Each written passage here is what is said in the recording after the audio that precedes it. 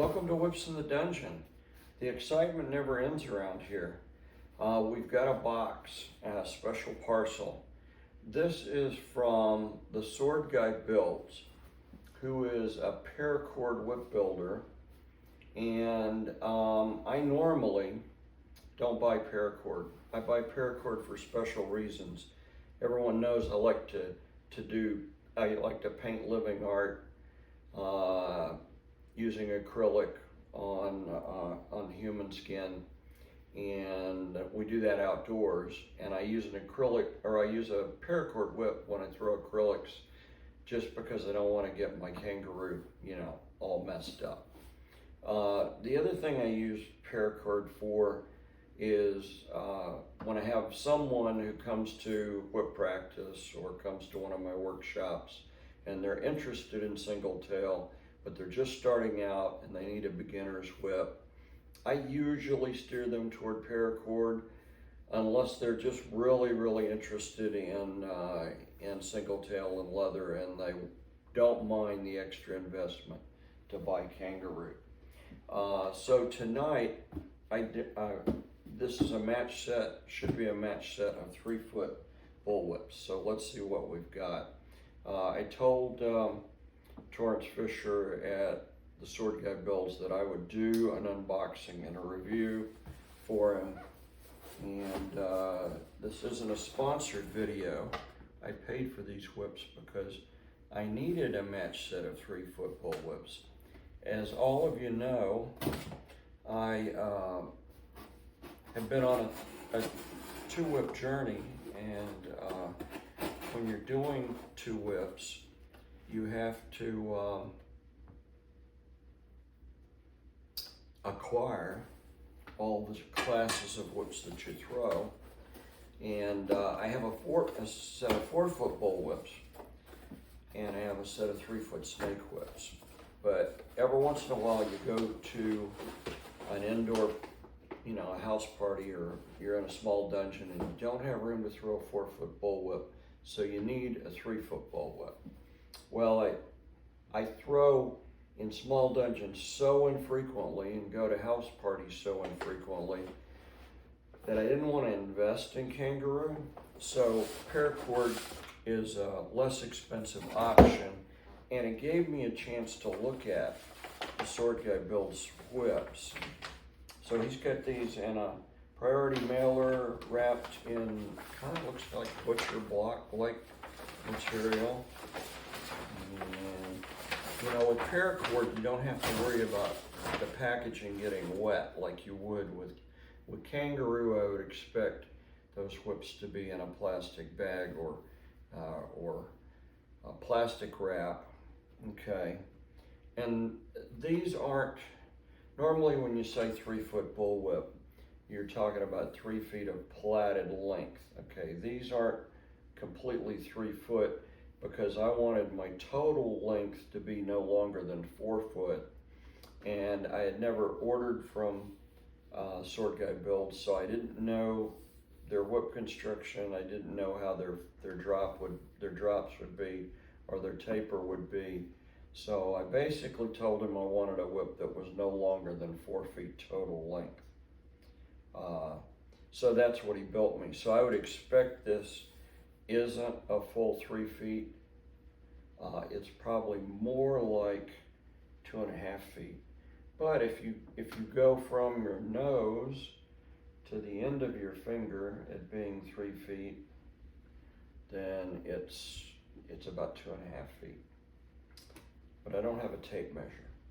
I should have gotten me a tape measure for this. But let's take a look at these. The only whip I have to compare them to is a kangaroo whip, which really isn't a fair comparison, but we'll take a look at that anyway. It looks like he built it to kind of to scale. I would say that's about a 4-inch long handle, maybe a 5-inch long handle. It's the length of the palm of my hand. The Turk's head feels good in my hand. The Turk's head is nicely plaited. Nice plaiting on the handle. The handle feels good. Pineapple transition knot. Thong has a nice taper. I really don't feel drops until right there and right there. But in a whip this short, you would expect a lot of drops. For paracord, it's rolled fairly smoothly. And of course, I have to look at the sister whip. Again, pommel feels good in my hand. There's a drop about there, and a drop about there that I can feel. Nice taper. A little short fall, but it's a little short whip. Looks like the whip the fall's made out of paracord, and the cracker's tied on almost the way I tie my crackers on. Looks like with a half hitch. Traditional twisted nylon cracker with an overhand knot. I'll change that out because in dungeon play, a white cracker is easier to see. Welcome back. We're doing another segment of this unboxing video because I wanted to show you close-ups of these little whips. These little bull whips in natural light. I did the original video unboxing at night in my living room under you know, the normal living room light, and this whip actually looked green to me with black accents. But when we look at it with good natural sunlight in the daytime, it's kind of an aqua teal with a dark blue, and it's just a really attractive little whip. Again, in the daylight, I measured the handle. If you measure the handle from the end of the heel knot to the beginning of the pineapple knot, it's a 5-inch handle. So depending on how you want to measure your handle, I mean, if you measure from the front of the pineapple knot where the thong begins, then it's 6 inches. But I'm going to call this a 5-inch handle. If you look at the plaiting, the whipmaker's plait down the thong, it's very, very straight. In natural daylight, you can, if you look very closely, you can see one of the drops I pointed out, and then a little farther down the thong, if I can get it to focus.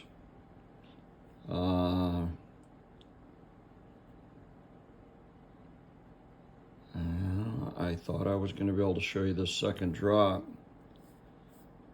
Yeah, right there. It actually, you can feel it on the underside more so than on the top side.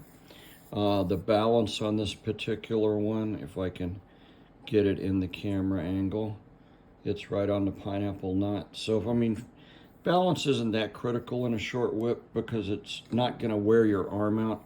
This whip actually measures 3 feet 8 inches to the tip of the cracker, from the heel knot to the tip of the cracker. So I wanted it for house parties and very small indoor dungeons. If I was going to throw in a regular dungeon, I think this would be a wonderful build with a 6-inch handle in a 4-foot bullwhip. And certainly for the price, it would be a great starter whip. So let's take a real close look quickly at the sister whip. This is the other one. Again, very, very nice plaiting. If you follow this thong, you're going to see that the plaiting's very, very straight. Again, you know, there's a drop there, and there's a drop right there. But again, this drop is on the underside, or the belly side of the whip. So very nice work. It's been waxed. You know, as the whip wears in, some of this wax will wear off. But the wax does add some stiffness to a paracord whip, which is good because paracord whips, as they get more mileage on them, tend to end up being a little loosey-goosey, which you really don't want. So this this drill whip build that Swordguy Builds is very nice. Let's see, my first check is just to check the roll out and see if it rolls straight. And I'm not used to paracord. Kangaroo would have rolled out. This needs a little impetus. Roll straight. I want it to arc straight against the spine. Arc straight against the spine. So the backhand on that whip will be true. It rolled straight. Arc straight. Okay. Nice. I was interested in finding a paracord builder that was reputable, that could actually take an order and deliver it in a timely manner. Because a lot of paracord builders, let's face it, are hobbyists. They have a primary job, and this is kind of a hobby or a secondary job or a way to make money on the side. And the first two paracord builders that were recommended to me were vending off Etsy. When I contacted them, they wrote me back almost immediately and told me they weren't making whips right now. They'd taken a timeout in the corner, and you know that they were just didn't know if they were going to come back and plat again or if they were just taking a timeout. Swordguy Builds has a website. Okay. So to my knowledge, he's not selling off Etsy, he's selling off of his website.